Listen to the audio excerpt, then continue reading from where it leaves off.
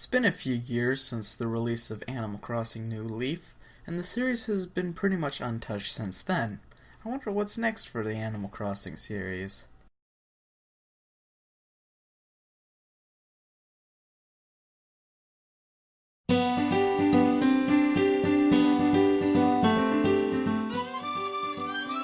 Okay, it's Animal Crossing Sims 1. Well, I'm sure it has more than that.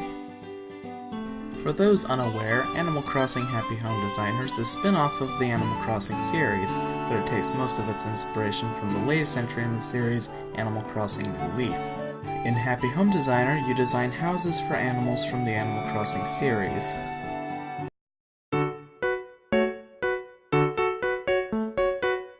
This game is extremely bright and cheerful. It's what you'd expect from any Animal Crossing game, even spin-offs. You can choose a season each house will appear in, though it's purely cosmetic. Trees during the springtime are pink, and it snows during the winter. It's the kind of detail you'd expect from an Animal Crossing game. House building in this game is much easier than it is in New Leaf. The touchscreen has a map of the house, including the objects that you've already placed. Dragging an item with the touchscreen will change the item's location in the house. You can have an insane amount of custom patterns, and custom patterns play a much bigger part of Happy Home Designer than they do in New Leaf. You can do the normal stuff like paths and wallpaper, but you can also customize curtains and rugs for houses.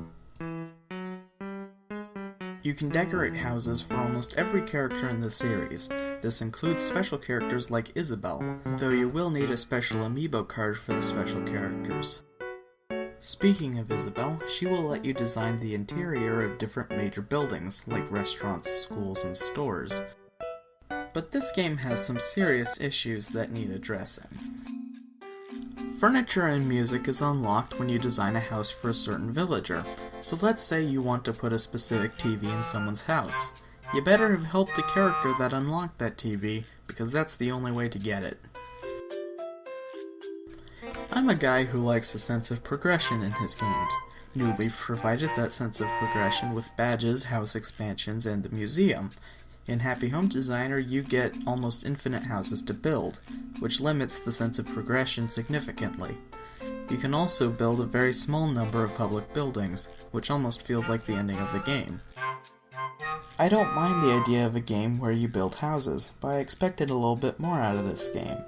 The amount of interactions you can have with your neighbors is extremely limited, and the only place to walk around is the plaza where you design all the major buildings. This is the same price as any other first-party 3DS game, sitting at $40. If you like Animal Crossing, wait for this game to be about half that price. If you don't like Animal Crossing, I would get something else. And if you've never played an Animal Crossing game before, get New Leaf.